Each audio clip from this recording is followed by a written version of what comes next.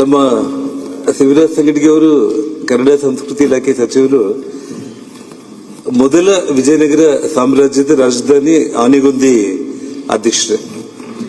ನಾನು ಶಾಸಕನಾದ ತಕ್ಷಣ ಸರ್ಕಾರ ಬಂದ ತಕ್ಷಣ ಬಹಳ ವಿಜೃಂಭಣೆಯಿಂದ ಆನೆಗೊಂದಿ ಉತ್ಸವನ್ನ ಒಂದೇ ಸಲ ಮಾಡಿದ್ದು.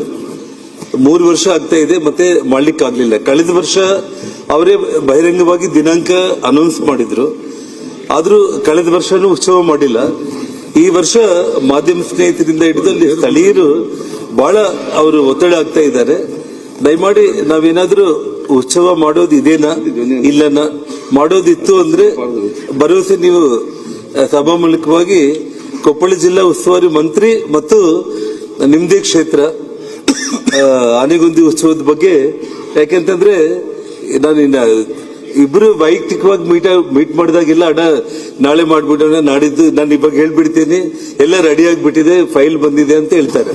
ತೀರಾ ನೋಡಿದ್ರೆ ನನಗೆ ಅನಿವಾರ್ಯವಾಗಿ ಇವತ್ತು ಈ ಸಂದರ್ಭ ಬಂತು, ನಾನು ಕೇಳೋ ಪರಿಸ್ಥಿತಿ ಬಂದಿದೆ. ದಯಮಾಡಿ ನಮ್ಮ ಕೊಪ್ಪಳ ಜಿಲ್ಲೆ ಜನರಿಗೆ ಆನೆಗೊಂದಿ ಉತ್ಸವನ್ನ ತಾವು ದಿನಾಂಕ ಕೂಡ ಘೋಷಣೆ ಮಾಡಿದ್ರೆ ಒಳ್ಳೇದು. ಕೇಳ್ತಾರೆ, ಕೊಪ್ಪಳಕ್ಕೆ ಮಾತ್ರ ಅಲ್ಲ, ಎಲ್ಲಾ ಜಿಲ್ಲೆಗೆ ಮಾಡಿ ಅಂತ.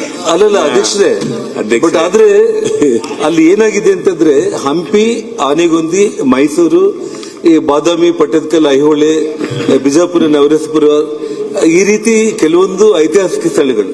ಅದರಲ್ಲಿ ನಾನು ಅಲ್ಲೇ ಶಾಸಕನಾಗಿದ್ದೀನಿ, ಸಿಕ್ಕಾಪಟ್ಟೆ ಒತ್ತಡ ಅಲ್ಲೇ ಸರ್, ಅವ್ರಿಗೂ ಗೊತ್ತಿದೆ. ಹಾಗಾಗಿ ದಯಮಾಡಿ ಒಂದು ದಿನಾಂಕ ಅಥವಾ ಬರೋ ತಿಂಗಳು ಇಂಥ ಟೈಮ್ನಲ್ಲಿ ನಾವು ಮಾಡೋಣ ಅಂತ ಹೇಳಿ ಒಂದು ಮಾತು ಹೇಳಿದ್ರೆ ಎಲ್ಲ ಜನ ಟಿವಿಗಳ ಮುಂದೆ ಕಾಯ್ತಾ ಇದ್ದಾರೆ. ನಮ್ಮ ಜನಾರ್ದನ್ ರೆಡ್ಡಿ ಅವರು ಹೇಳಿದ್ರು, ಹೊಸತಿನೇ ಮಾಡ್ಬೇಕಂದ್ವಿ, ಹೊಸತಿ ಮಾಡಕ್ಕಾಗಲಿಲ್ಲ, ಬೇರೆ ಬೇರೆ ಕಾರಣಕ್ಕೆ ಬಿಸಿಲು ಜಾಸ್ತಿ ಆಯ್ತು, ಇದಾಯ್ತು ಅಂತ ಅನ್ನೋದು. ಈ ಸತಿ ನಮ್ಮ ಜಿಲ್ಲೆದೊಳಗೆ 2 ಉತ್ಸವ ಇದಾವು, ಅವು 2 ಉತ್ಸವನ್ನ ಈ ಸತಿ ಮಾಡ್ತಾ ಇದ್ವಿ. ಅದಕ್ಕೆ ದುಡ್ಡು ಬಿಡುಗಡೆ ಮಾಡಿದ್ವಿ. ಈ ಸತಿ ಅದಕ್ಕೆ ಡೇಟ್ ಮತ್ತೊಂದನ್ನು ಅನೌನ್ಸ್ ಮಾಡುವಂತ. ಇಲ್ಲೇ ಬಳ್ಳಾರಿಯ ನಿರಂತರ ಸುದ್ದಿಗಾಗಿ ಬಳ್ಳಾರಿ ಬೆಳಗಾಯಿತು ಚಾನೆಲ್ನ ಸಬ್ಸ್ಕ್ರೈಬ್ ಮಾಡಿ ಹಾಗೂ ಬೆಲ್ ಐಕಾನ್ ಒತ್ತಿ.